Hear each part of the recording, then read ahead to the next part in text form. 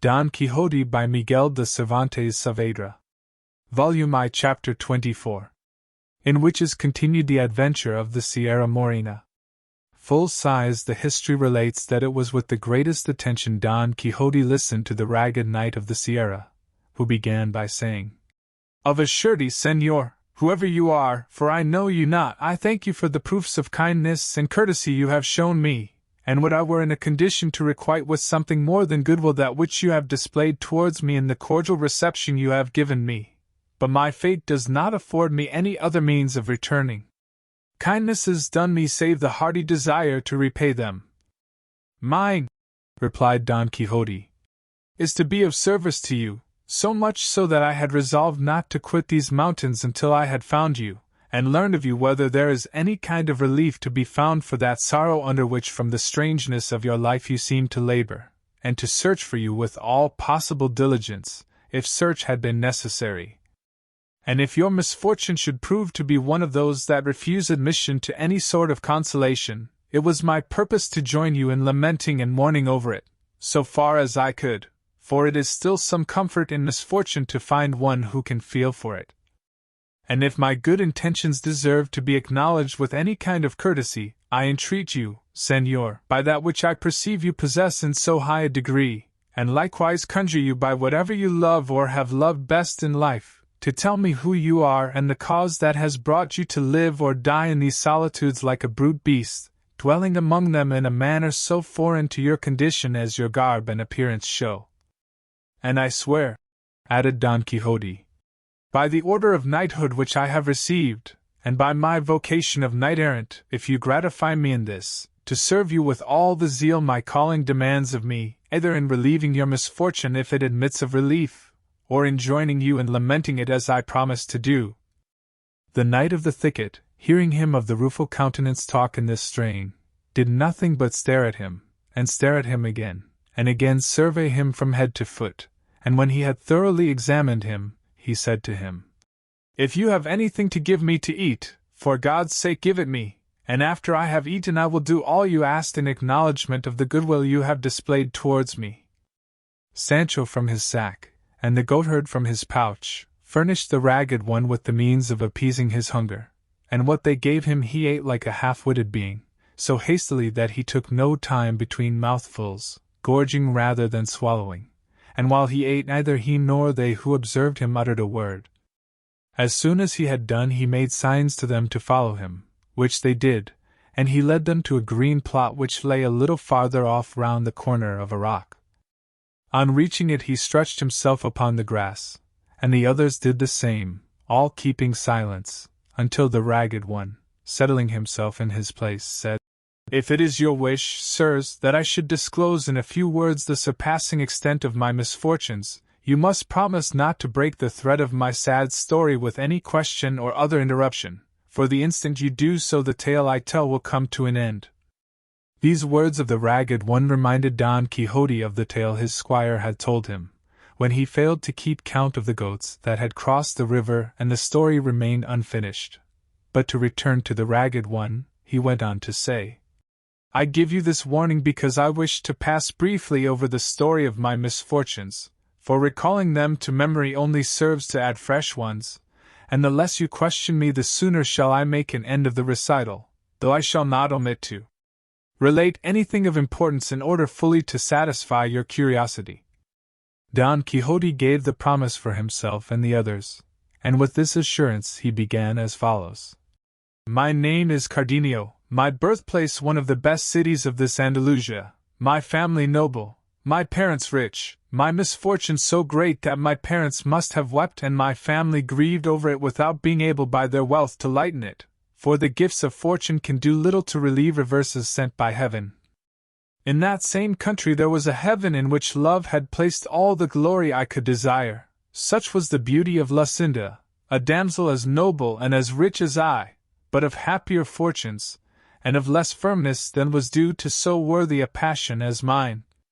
This Lucinda I loved, worshipped, and adored from my earliest and tenderest years, and she loved me in all the innocence and sincerity of childhood. Our parents were aware of our feelings, and were not sorry to perceive them, for they saw clearly that as they ripened they must lead at last to a marriage between us, a thing that seemed almost prearranged by the equality of our families and wealth. We grew up, and with our growth grew the love between us, so that the father of Lucinda felt bound for propriety's sake to refuse me admission to his house, in this perhaps imitating the parents of that this be so celebrated by the poets. And this refusal but added love to love and flame to flame, for though they enforced silence upon our tongues they could not impose it upon our pens, which can make known the heart's secrets to a loved one more freely than tongues, for many a time the presence of the object of love shakes the firmest will and strikes dumb the boldest tongue. Ah heavens! How many letters did I write her, and how many dainty modest replies did I receive! How many ditties and love songs did I compose in which my heart declared and made known its feelings, described its ardent longings, revelled in its recollections and dallied with its desires! At length, growing impatient and feeling my heart languishing with longing to see her, I resolved to put into execution and carry out what seemed to me the best mode of winning my desired and merited reward, to ask her of her father for my lawful wife, which I did. To this his answer was that he thanked me for the disposition I showed to do honor to him and to regard myself as honored by the bestowal of his treasure, but that as my father was alive it was his by right to make this demand, for if it were not in accordance with his full will and pleasure, Lucinda was not to be taken or given by stealth. I thanked him for his kindness, reflecting that there was reason in what he said, and that my father would assent to it as soon as I should tell him, and with that view I went the very same instant to let him know what my desires were. When I entered the room where he was I found him with an open letter in his hand, which, before I could utter a word, he gave me, saying, "By this letter thou wilt see, Cardenio, the disposition the Duke Ricardo has to serve thee." This Duke Ricardo, as you, sirs, probably know already, is a grandee of Spain who has his seat in the best part of this Andalusia.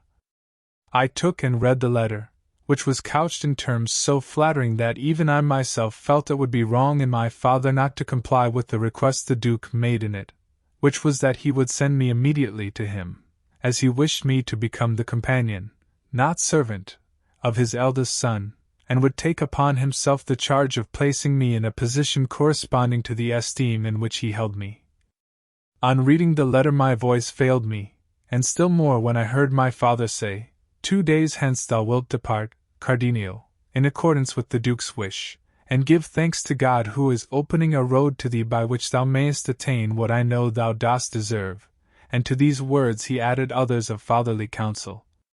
The time for my departure arrived. I spoke one night to Lucinda. I told her all that had occurred, as I did also to her father, entreating him to allow some delay, and to defer the disposal of her hand until I should see what the Duke Ricardo sought of me. He gave me the promise, and she confirmed it with vows and swoonings unnumbered.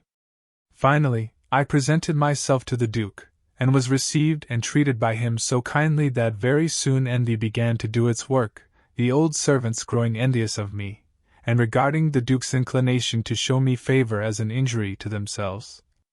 But the one to whom my arrival gave the greatest pleasure was the Duke's second son, Fernando by name, a gallant youth, of noble, generous, and amorous disposition, who very soon made so intimate a friend of me that it was remarked by everybody, for though the elder was attached to me, and showed me kindness, he did not carry his affectionate treatment to the same length as Don Fernando. It so happened, then, that as between friends no secret remains unshared, and as the favor I enjoyed with Don Fernando had grown into friendship, he made all his thoughts known to me, and in particular a love affair which troubled his mind a little. He was deeply in love with a peasant girl, a vassal of his father's, the daughter of wealthy parents, and herself so beautiful, modest, discreet, and virtuous, that no one who knew her was able to decide in which of these respects she was most highly gifted or most excelled. The attractions of the fair peasant raised the passion of Don Fernando to such a point that, in order to gain his object and overcome her virtuous resolutions, he determined to pledge his word to her to become her husband, for to attempt it in any other way was to attempt an impossibility. B. Bound to him as I was by friendship, I strove by the best arguments and the most forcible examples I could think of to restrain and dissuade him from such a course. But perceiving I produced no effect, I resolved to make the Duke Ricardo, his father, acquainted with the matter. But Don Fernando, being sharp-witted and shrewd, foresaw and apprehended this. Perceiving that by my duty as a good servant I was bound not to keep concealed a thing so much opposed to the honor of my lord the Duke, and so, to mislead and deceive me, he told me he could find no better way of effacing from his mind the beauty that so enslaved him than by absenting himself for some months, and that he wished the absence to be effected by our going, both of us, to my father's house under the pretence, which he would make to the Duke, of going to sea and buy some fine horses that there were in my city, which produces the best in the world. When I heard him say so, even if his resolution had not been so good a one, I should have hailed it as one of the happiest that could be imagined, prompted by my affection, seeing what a favorable chance and opportunity it offered me of returning to see my Lucinda. With this thought and wish I commended his idea and encouraged his design, advising him to put it into execution as quickly as possible, as, in truth, absence produced its effect in spite of the most deeply rooted feelings. But, as afterwards appeared, when he said this to me, he had already enjoyed the peasant girl under the title of husband, and was waiting for an opportunity of making it known with safety to himself, being in dread of what his father the Duke would do when he came to know of his folly. It happened, then, that as with young men love is for the most part nothing more than appetite, which, as its final object is enjoyment, comes to an end on obtaining it, and that which seemed to be love takes to flight, as it cannot pass the limit fixed by nature, which fixes no limit to true love. What I mean is that after Don Fernando had enjoyed this peasant girl, his passion subsided and his eagerness cooled. And if at first he feigned a wish to absent himself in order to cure his love, he was now in reality anxious to go to avoid keeping his promise. The Duke gave him permission, and ordered me to accompany him. We arrived at my city, and my father gave him the reception due to his rank. I saw Lucinda without delay, and though it had not been dead or deadened, my love gathered fresh life. To my sorrow I told the story of it to Don Fernando, for I thought that in virtue of the great friendship he bore me I was bound to conceal nothing from him. I extolled her beauty, her gaiety, her wit, so warmly, that my praises excited in him a desire to see a damsel adorned by such attractions. To my misfortune I yielded to it, showing her to him one night by the light of a taper at a window where we used to talk to one another. As she appeared to him in her dressing gown, she drove all the beauties he had seen until then out of his recollection. Speech failed him, his head turned, he was spellbound, and in the end love-smitten, as you will see in the course of the story of my misfortune, and to inflame still further his passion, which he hid from me and revealed to heaven alone. It so happened that one day he found a note of hers entreating me to demand her of her father in marriage, so delicate, so modest, and so tender, that on reading it he told me that in Lucinda alone were combined all the charms of beauty and understanding that were distributed among all the other women in the world. It is true, and I own it now, that though I knew what good cause Don Fernando had to praise Lucinda, it gave me uneasiness to hear these praises from his mouth, and I began to fear, and with reason to feel distrust of him, for there was no moment when he was not ready to talk of Lucinda, and he would start the subject himself even though he dragged it in unseasonably, a circumstance that aroused in me a certain amount of jealousy. Not that I feared any change in the constancy or faith of Lucinda, but still my fate led me to forebode what she assured me against. Don Fernando contrived always to read the letters I sent to Lucinda and her answers to me, under the pretense that he enjoyed the wit and sense of both. It so happened, then, that Lucinda, having begged of me a book of chivalry to read, one that she was very fond of, Amadis of Gaul, Don Quixote no sooner heard a book of chivalry mentioned, than he said, "Had your worship told me at the beginning of your story that the Lady Lucinda was fond of books of chivalry, no other laudation would have been requisite to impress upon me the superiority of her understanding, for it could not have been of the excellence you describe had a taste for such delightful reading been wanting, so, as far as I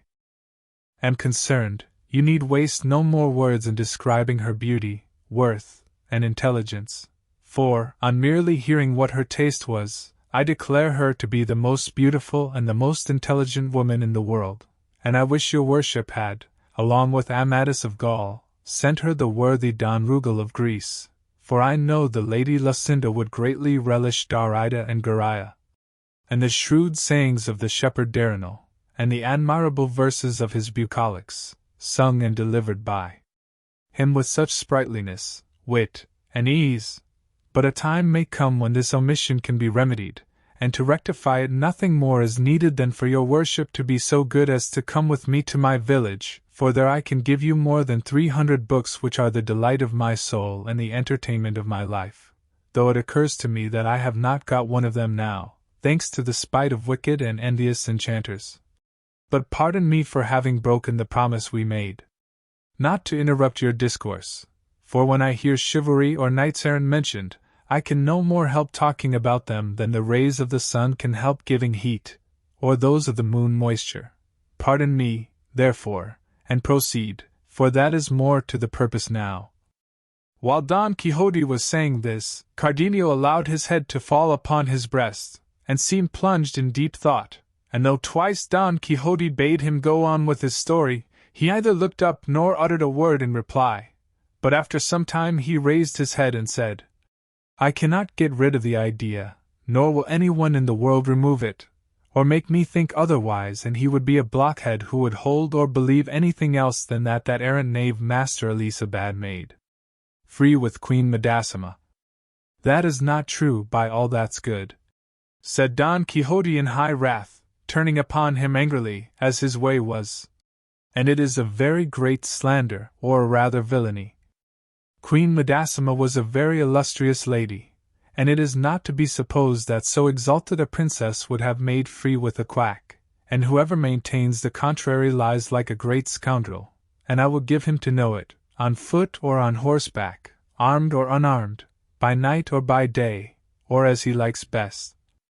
Cardenio was looking at him steadily, and his mad fit having now come upon him, he had no disposition to go on with his story, nor would Don Quixote have listened to it, so much had what he had heard about Madasima disgusted him.